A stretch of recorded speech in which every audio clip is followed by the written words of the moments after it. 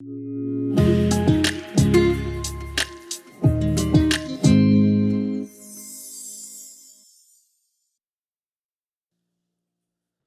matin à tout le monde, vous allez bien? Ouais, merci à l'équipe de louanges.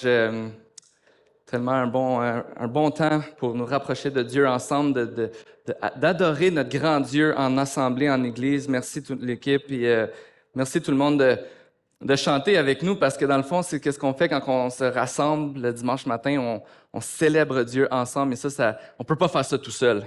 On a besoin des uns des autres pour ça.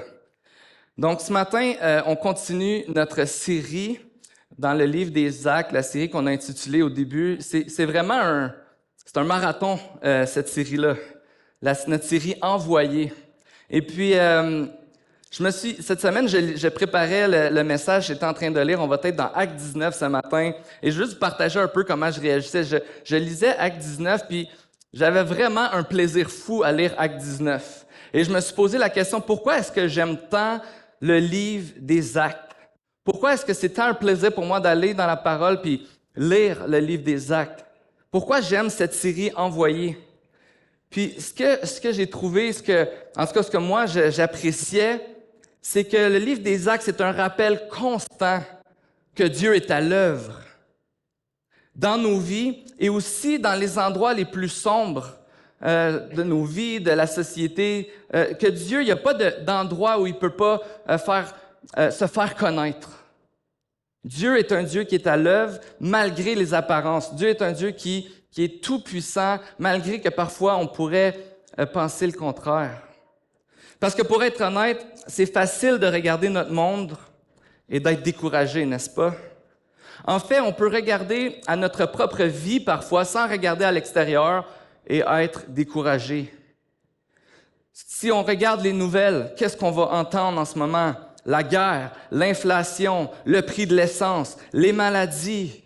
C'est facile d'être découragé quand on regarde les nouvelles.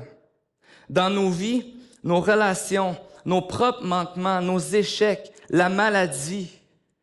Si je te posais la question ce matin, qu'est-ce qui te décourage? Je suis sûr que tu pourrais aussi écrire ta liste. Et on essaie de naviguer dans tout ça. Parfois, on se pose la question, et peut-être c'est la seule question à se poser, vers où est-ce que je me tourne face à tout ce découragement? Où est-ce que je dois mettre mon espoir? Et parfois, on pense que c'est des questions qu'on se pose si peut-être que tu es ici ce matin, tu examines le christianisme, tu n'es pas chrétien, tu te poses des questions, mais j'aimerais te dire que je crois que chacun d'entre nous, on a constamment besoin de se reposer ces questions-là.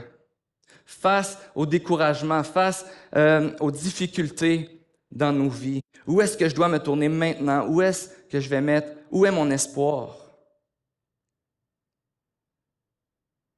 Pour naviguer au travers des découragements de nos vies, on a besoin d'un rappel constant que Dieu est à l'œuvre et qu'il est plus grand que les circonstances de nos vies. Non seulement qu'il est plus grand que nos circonstances, mais qu'en bout de ligne, il est plus grand que tout. La puissance de Dieu nous pousse à nous tourner vers lui et à obéir malgré les circonstances. Et c'est ce qu'on va regarder ensemble ce matin. La puissance de Dieu nous pousse à nous tourner vers lui et à lui obéir malgré nos circonstances. Et c'est vraiment un thème qui revient dans la Bible constamment. Dieu versus les idoles. Dieu contre les idoles. Ça revient à maintes et maintes endroits dans la Bible. Dieu contre ce qui donne du sens à ta vie. Dieu contre ce qui donne du pouvoir. Dieu contre ce qui te donne de l'amour. Dieu contre ce qui te donne de la réussite. C'est comme cette bataille constante à savoir c'est qui le plus fort. Hier, je prenais une marche avec mon fils, mon plus vieux, puis il me parle de un de ses jeux de la Nintendo Switch. Ça s'appelle Mario Super Smash Bros. Puis là, il me disait, papa, il dit, lui, c'est le plus fort, mais moi, c'est lui que je prends à cause de tous ses pouvoirs. Je peux mieux gagner contre tout le monde. Puis là, fait que là, en passant les ados de l'église, je voudrais vous inviter à la maison, ceux qui jouent à ce jeu-là. Mon fils a besoin d'une leçon d'humilité.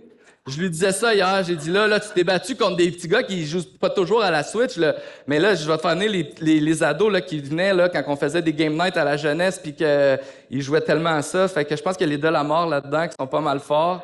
Donc, mais il me parlait de ça, tu sais, puis c'est toujours comme, puis là, il jouait un tournoi, puis c'est un contre l'autre, puis c'est qui le plus fort, puis c'est toujours cette question, c'est qui le plus fort, avec qui est-ce que je vais gagner?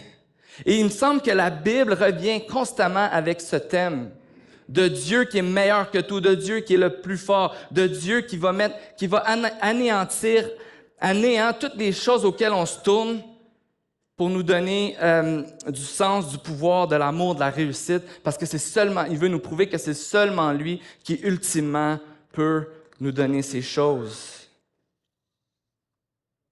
Constamment, cette confrontation. On l'a vu l'année passée, déjà, il y a peut-être déjà 2 ans, mais dans le livre aux Hébreux, où ce livre s'adresse à des Juifs qui connaissent Dieu, qui connaissent l'Ancien Testament, mais qu'est-ce qu'ils ont besoin d'entendre?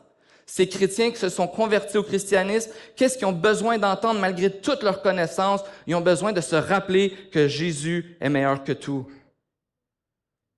On le voit dans le désert, dans l'Ancien Testament, alors que Dieu va opérer des miracles pour sortir son peuple d'Égypte et l'amener vers la terre promise. Et entre les deux, il y a toutes sortes de difficultés.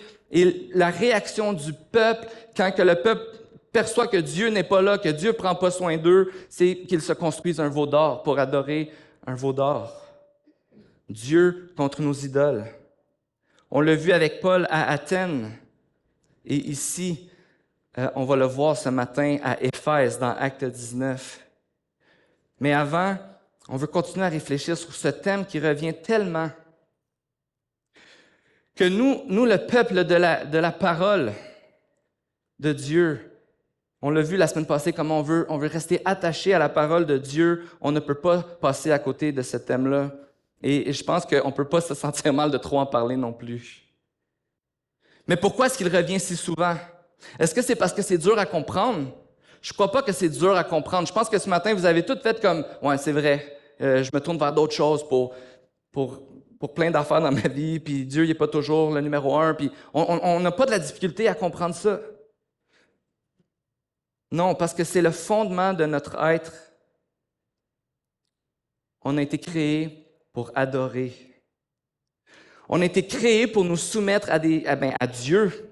Mais on a été créés pour nous soumettre à des choses ou des croyances qui vont, selon nous, répondre aux aspirations les plus profondes de notre être.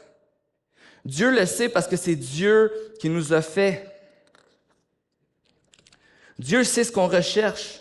Dieu sait c'est quoi qu'on a besoin parce que c'est lui qui nous a fait de cette façon. En fait, on a été créés pour adorer Dieu. Mais notre désobéissance, le fait que, et on le voit dans la Genèse au chapitre 3, où est-ce que l'homme et la femme ont décidé eux-mêmes ce qui était bon pour eux. Le serpent avait dit, Dieu sait que le jour où tu vas manger de ce fruit, tu vas devenir comme lui, tu vas connaître le bien et le mal. En d'autres mots, Adam et Ève ont décidé de prendre ce fruit pour décider à la place de Dieu ce qui était bon pour eux et vers quoi ils allaient se tourner pour avoir leur salut, leur satisfaction, leur approbation. Et même en rejetant Dieu, on ne pouvait pas vivre différemment de comment Dieu nous avait créés, dans ce sens qu'on continue constamment à nous soumettre à quelque chose, à adorer quelque chose, ce que la Bible appelle les idoles. Et bien souvent, les idoles, c'est des bonnes choses, mais on en fait des choses ultimes.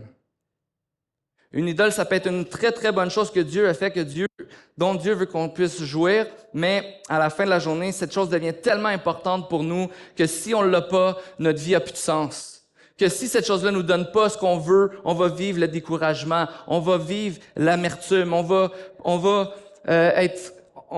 plus comprendre, on va être désabusé. Des bonnes choses comme la famille, les amis, la réussite, l'authenticité. Une chose que j'ai réalisée dans ma vie, je l'ai déjà partagée ici, mais ma recherche constante d'approbation à travers mes relations. Si les gens me donnent cette approbation-là, ça va, mais qu'est-ce qui arrive quand on la perd? Et on a constamment besoin de lutter avec ces idoles dans nos vies qui sont souvent des bonnes choses, qui deviennent des choses ultimes, qui prennent la place de Dieu dans nos vies. Donc, si la Bible mentionne à ce point ce thème, c'est pas parce qu'il est difficile à comprendre, mais parce qu'on a besoin de se rappeler constamment la vraie puissance qui mérite l'adoration. Et c'est ce qu'on voit dans Acte 19. Dieu versus les dieux, les croyances des Éphésiens. On va regarder un peu la ville d'Éphèse. Et après, je vous promets, on va aller lire dans Acte 19. Mais c'est vraiment intéressant de voir à quoi ressemble Éphèse. La ville était la plus importante de la région. Troisième plus grande ville de l'Empire romain après Rome et Alexandrie. La ville est située sur plusieurs routes terrestres et maritimes. Il y a beaucoup de commerce international, donc beaucoup de gens qui viennent de partout. Donc à Éphèse, il y avait vraiment beaucoup de croyances différentes, de plusieurs pays, de plusieurs endroits. En fait, il y avait déjà, quand Paul est arrivé, une communauté juive qui pouvait librement pratiquer leurs croyances religieuses, malgré que ce n'était pas la croyance principale de la ville. Il y avait beaucoup de cultes à Éphèse, plusieurs dieux de différentes divinités, soit gréco-romaines, égyptiennes. Plusieurs héros y étaient vénérés, comme Alexandre le Grand ou les fondateurs de la ville. On avait à Éphèse plusieurs cultes, mais un culte en particulier était le plus grand et celui que les Éphésiens étaient vraiment fiers, c'était le culte de la déesse Artémis. Mais tellement un grand culte que, dans le fond, toute la prospérité économique de cette ville-là, où une grande partie était en fait due au fait que plusieurs personnes venaient pour voir le temple de la déesse. C'était en fait le plus grand temple qui était dans toute l'Antiquité grecque, qui était une des 7 merveilles de l'Antiquité grecque, plus grand que le Parthénon à Athènes. C'était une merveille. Les gens mettaient leur fierté dans le fait que Artémis était la déesse des Éphésiens. Beaucoup de gens faisaient de l'argent avec cette déesse-là. Parce que les gens allaient visiter, c'était comme un centre touristique. Donc, les gens faisaient là qu'est-ce qu'on achète quand on va faire du tourisme? Des porte-clés, des chandails, Mais à l'époque, il y avait des choses semblables où les gens faisaient beaucoup d'argent à cause du tourisme entourant le culte de la déesse. Les principaux attributs de cette déesse, c'était la protection et la santé. Éphèse attribuait sa grandeur, sa beauté, sa prospérité à la grande déesse Artémis. À Éphèse, il y avait beaucoup de magie qui se pratiquait, des exorcismes, des incantations pour toutes sortes de raisons. Exemple, si on voulait guérir les malades, il y avait tout un commerce et tu devais avoir assez d'argent pour être capable. Tu avais besoin d'avoir assez d'argent pour te procurer des livres de magie. Là. Vous allez voir, ça coûtait vraiment cher, mais les gens en avaient des quantités, puis des quantités, puis des quantités. Il y avait énormément de magie et tout ça qui se passait à Éphèse. Et là, Paul arrive à Éphèse, il va entrer dans la synagogue pour parler avec les Juifs. Certains sont réceptifs, certains ne le sont pas. Et il va passer 2 ans à Éphèse à enseigner l'Évangile, à parler de Jésus. Mais on va voir aussi, et on va lire à partir du chapitre 8 ici, ce que Paul va faire. Donc, justement, Paul entra dans la synagogue où il parlait avec assurance. Pendant 3 mois, il discuta de ce qui concerne le royaume de Dieu et il s'efforça de persuader ceux qui l'écoutaient. Cependant, quelques-uns restaient endurcis et incrédules et disaient du mal de la voix du Seigneur devant la foule. Alors il les quitta, prit les disciples à part et enseigna chaque jour dans l'école d'un dénommé Tyrannus. Cela dura 2 ans, si bien que tous les habitants de l'Asie, juifs et non-juifs, entendirent la parole du Seigneur. Dieu faisait des miracles extraordinaires par l'intermédiaire de Paul, au point qu'on appliquait sur les malades des linges ou des mouchoirs qui avaient touché son corps. Les maladies les quittaient et les esprits mauvais sortaient d'eux. Donc, Paul se rend à Éphèse et il va faire comme il fait partout, dans tous ses voyages missionnaires, il va enseigner la parole de Dieu, l'Évangile. Il va d'abord dans la synagogue et une fois que les gens sont non réceptifs, qu'est-ce qu'il va faire? Il va aller continuer à enseigner pendant 2 ans. Si bien que toute la région va entendre parler du nom de Jésus. Si bien que plusieurs personnes vont donner leur vie au Seigneur Jésus. Mais ce qui est intéressant dans ce monde où il y a une grande quantité de magie qui se pratique, où les gens mettent beaucoup leur espoir dans ce que les dieux peuvent leur apporter, il y a quelque chose qu'on voit ici qui est incroyable, c'est que au travers de Paul, Dieu va opérer plusieurs miracles pour démontrer sa puissance. Et qu'est-ce que ça a eu comme conséquence? C'est que le nom de Dieu s'est propagé encore plus. Et on voit que ce que Dieu est en train de faire ici, c'est qu'il veut démontrer encore une fois dans un endroit bien précis du monde qu'il est plus puissant que toutes les choses auxquelles vous êtes en train de toucher présentement. Dieu vient chercher notre attention par les choses qu'on connaît en nous montrant qu'il est meilleur que ces choses.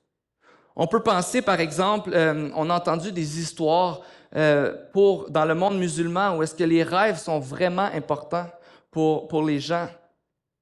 Et Dieu, on entend beaucoup de personnes qui sont venues au christianisme, qui ont mis leur confiance en Jésus par des rêves qu'ils ont eus.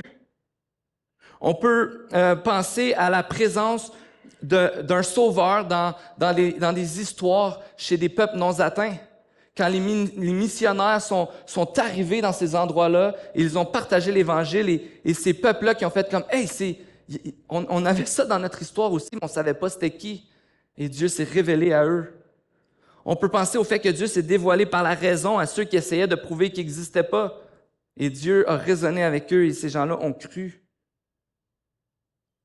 Les miracles, les actes merveilleux qu'on voit ici, c'est le même type d'actes qui sont en train de se produire. Dieu veut déchaîner sa puissance pour démontrer qu'il est meilleur que toute la magie qui s'opère autour d'Éphèse. Dieu veut nous montrer que Dieu versus n'importe quoi, Dieu gagne toujours.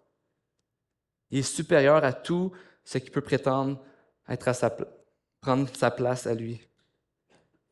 Il y a un joueur de soccer français qui a joué dans la MLS, la Ligue professionnelle en Amérique du Nord, qui s'appelle Aurélien Collin. Peut-être que vous avez déjà vu sa vidéo dans Je suis deuxième, mais il raconte son histoire.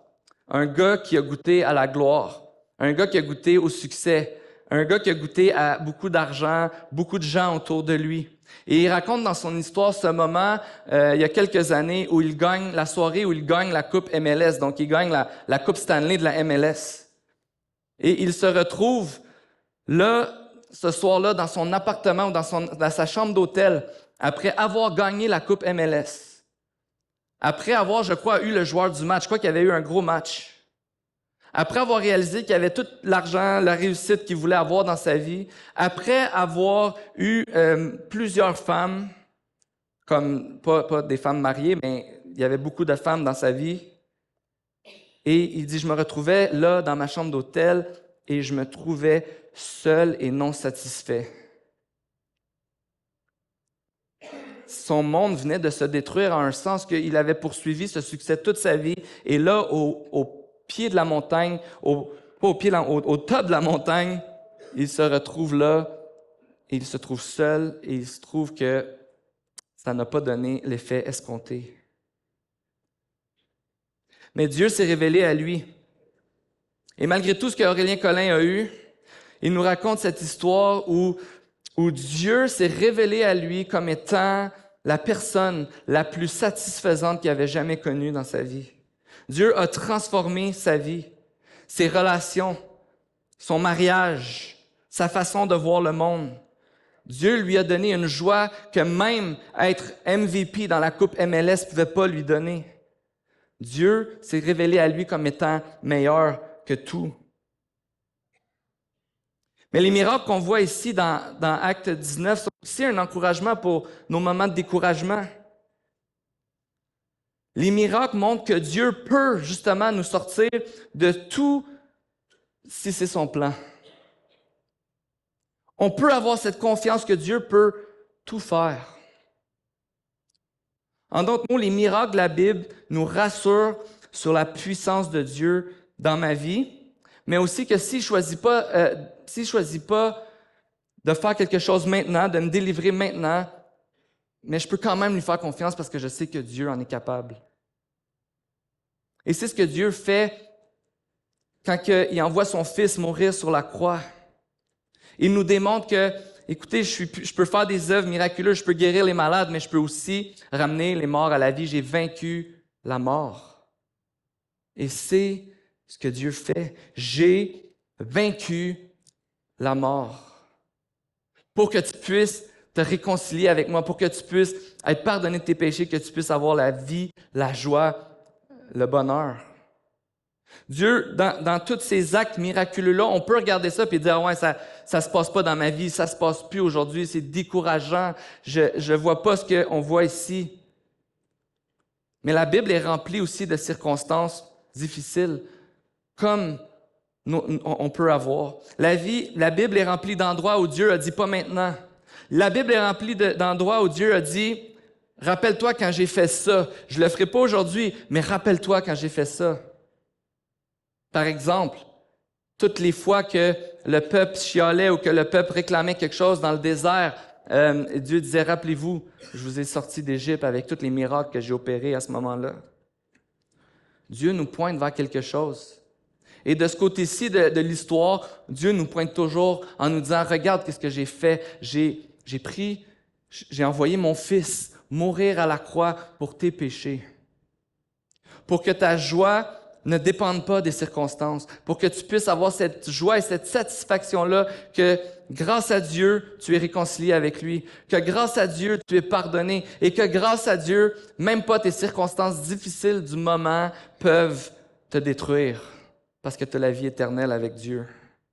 Regarde qu'est-ce que Dieu a fait, regarde à la croix. Et on le voit, on voit le résultat de ces miracles. On va voir, on va lire ensemble à partir du 9, verset 13. Quelques exorcistes juifs ambulants essayèrent de prononcer le nom du Seigneur Jésus.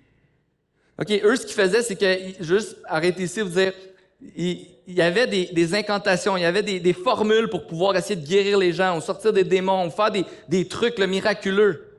Puis là, eux autres, ils disent, hey, il y a quelqu'un qui parle de Jésus, puis ça marche bien plus que nous autres, son affaire. Fait que nous autres ici, on va commencer à faire ça. On va utiliser le nom du Seigneur Jésus. Mais c'est pas des gens qui avaient cru au Seigneur Jésus, c'est des gens qui voulaient utiliser le nom du Seigneur Jésus pour pouvoir sortir les esprits mauvais sur ceux qui avaient des esprits mauvais. Ils disaient, nous vous conjurons par le Jésus que Paul prêche. Ceux qui faisaient cela étaient 7 fils de Sceva, un juif chef des prêtres. L'esprit mauvais leur répondit, « Je connais Jésus et je sais qui est Paul, mais vous, qui êtes-vous? » Alors l'homme qui avait l'esprit mauvais en lui se jeta sur eux, les maîtrisa tous et les maltraita de telle sorte qu'ils s'enfuirent de cette maison nus et blessés. Cela fut connu de tous les habitants d'Éphèse, juifs et non-juifs. La crainte s'empara de tous et on célébrait la grandeur du nom du Seigneur Jésus. Beaucoup de croyants venaient reconnaître publiquement ce qu'ils avaient fait. On va continuer ici. Un grand nombre de ceux qui avaient pratiqué la magie apportèrent leurs livres et les brûlèrent devant tout le monde. On en estima la valeur à 50 000 pièces d'argent. C'est ainsi que la parole du Seigneur se propageait et gagnait en puissance. Donc voici les résultats de la puissance de Dieu qui se manifeste. Il y en a qui essaient de prendre le nom du Seigneur Jésus pour opérer leur miracle à eux, leur magie, comme si c'était une formule. Mais Dieu a dit non, c'est à moi que la gloire revient, c'est moi qui veux se faire connaître par ces miracles-là. Et quand les gens ont vu tout ce qui se passait, il y a encore plus de gens qui ont regardé ça et qui ont fait « Wow! » Même qu'une autre chose qui s'est passée, c'est que tous les croyants brûlaient leurs livres de magie. On peut le revoir ici au verset 18, pardon. Beaucoup de croyants venaient reconnaître publiquement ce qu'ils avaient fait. Un grand nombre de ceux qui avaient pratiqué la magie apportèrent leurs livres et les brûlèrent devant tout le monde. On en estimait la valeur à 50 000 pièces d'argent. On voit ici que c'était non seulement des personnes qui, quand ils se convertissaient, ils allaient brûler leurs livres de magie, mais beaucoup de croyants apportaient leurs livres de magie pour les brûler. Ils se repentaient. Quand ils ont expérimenté la puissance puis la grandeur de Dieu, ça les a poussés à venir et confesser leurs péchés. On pouvait voir qu'il y en avait beaucoup, là, 50 000 pièces d'argent. On peut compter ces pièces-là. Une pièce, c'était une journée de travail. Donc, il y avait énormément de livres en valeur. Un grand nombre de personnes se tournent vers Jésus. On peut voir que le culte et le commerce autour d'Artémis en souffrent. Il y a un homme du nom de Démétrius qui va comme dire « Hey les gars, si on fait pas quelque chose, là, notre commerce là, de vendre des objets de souvenirs et des objets pour le culte d'Artémis, il n'y a plus personne qui va acheter ça. » Donc l'économie, la société ressentait que la puissance de Dieu était en train d'agir dans cette ville. On voit, l'histoire nous dit que l'Église d'Éphèse est devenue l'une des plus influentes au monde à cette époque. Les chrétiens se repentent, la magie devient de moins en moins attrayante. Et c'est exactement ce que fait la puissance de Dieu en nous. La puissance de Dieu en nous tourne notre adoration vers Dieu et elle nous pousse à l'obéissance. Et j'aimerais ça qu'on regarde ensemble 4 points rapidement que produit notre obéissance, concernant notre obéissance.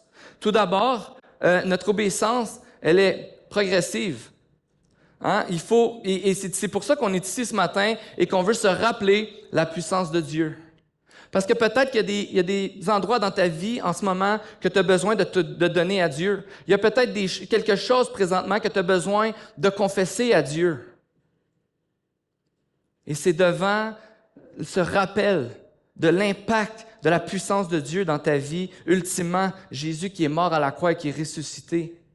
Ce rappel et cette conviction que Dieu est plus grand et plus puissant que tout, que tu peux ce matin juste venir et confesser à Dieu tes péchés. Et la Bible nous dit que Dieu est fidèle et juste pour nous les pardonner. Comme on a vu les croyants qui ont dit « Oh, c'est vrai, j'ai encore mes livres de magie, je pratique peut-être encore, peut-être que je les lis encore, peut-être que je suis encore attiré par ça, mais là, je suis convaincu que Dieu est vrai, que Dieu est tout-puissant et que j'ai pas besoin de ça. » Et tous les croyants sont venus, ils ont fait un gros feu public pour dénoncer l'inefficacité, le mensonge de ces livres-là, et ils se sont repentis. L'obéissance nous coûte quelque chose. Les gens d'Éphèse avaient beaucoup à perdre à suivre Jésus. Peut-être que plusieurs de ces nouveaux croyants étaient dans le commerce touristique ou dans le commerce du culte de la déesse. Peut-être qu'ils faisaient de l'argent avec ça. Peut-être que beaucoup de gens n'allaient pas être contents. L'obéissance nous coûte quelque chose, mais quand on est conscient et qu'on a expérimenté la puissance de Dieu, Dieu nous donne ce qu'on a besoin pour lui obéir, pour qu'on soit prêt à payer le prix. Notre obéissance ne dépend pas des circonstances. Le 3e point, notre obéissance ne dépend pas des circonstances. On peut vivre de l'opposition. On peut être le seul autour de nous qui croyons en Jésus. On peut vivre des difficultés, que ce soit le péché autour de nous, des relations brisées ou la maladie. Mais quand on expérimente la puissance de Dieu, Dieu nous donne ce qu'on a besoin pour voir au-delà de ces difficultés-là, au-delà de ces circonstances-là. Et Dieu nous donne cette assurance qu'on ne peut pas perdre ce qu'il nous a donné. Et le 4e point, c'est que notre obéissance à Dieu, à cause de sa puissance, change le monde.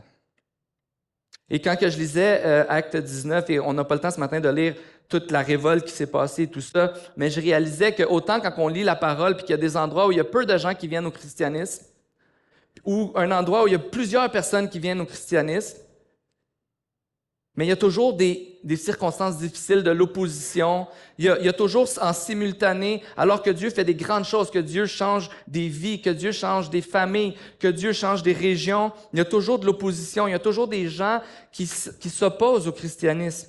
Mais ça ne veut pas dire que Dieu n'est pas en train d'avoir un impact. Et ça veut pas dire, mais ça veut aussi dire que Dieu se sert de ses enfants pour pouvoir avoir cet impact.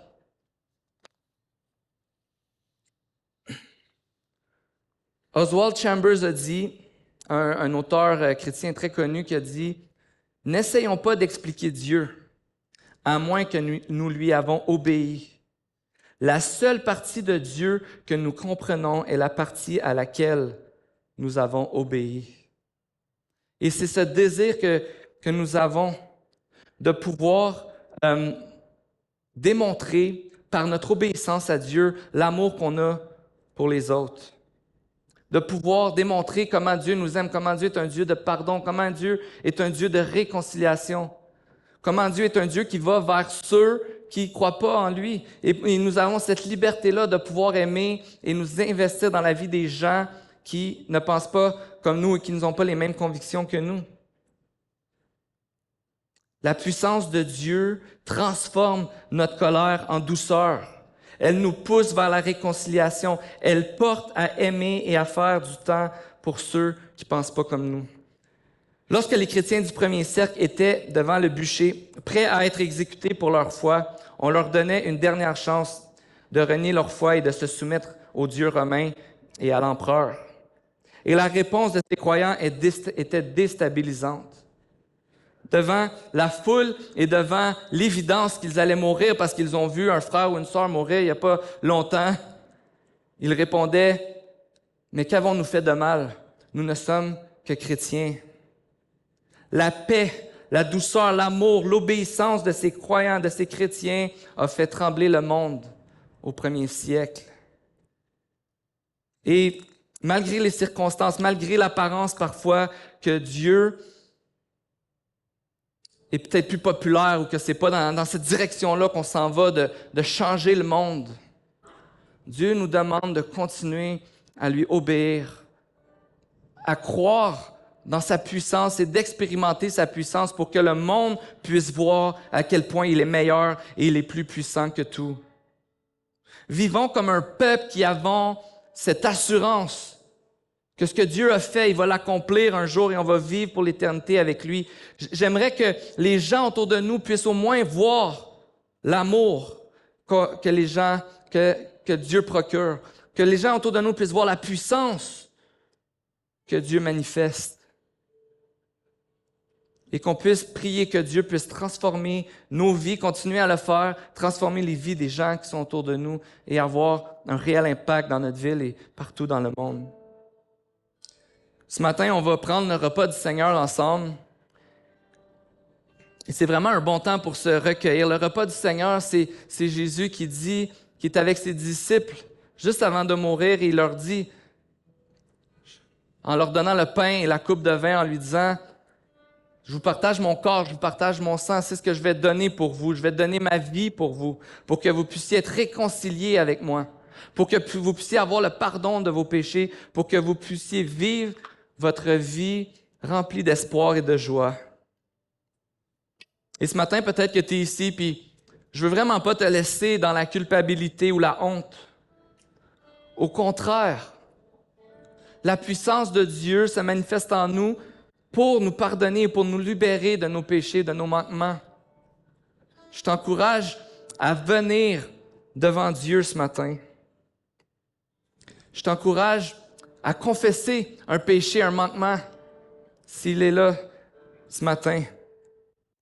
Je t'encourage à donner ta vie au Seigneur Jésus, de croire qu'il peut te sauver et se réconcilier avec toi.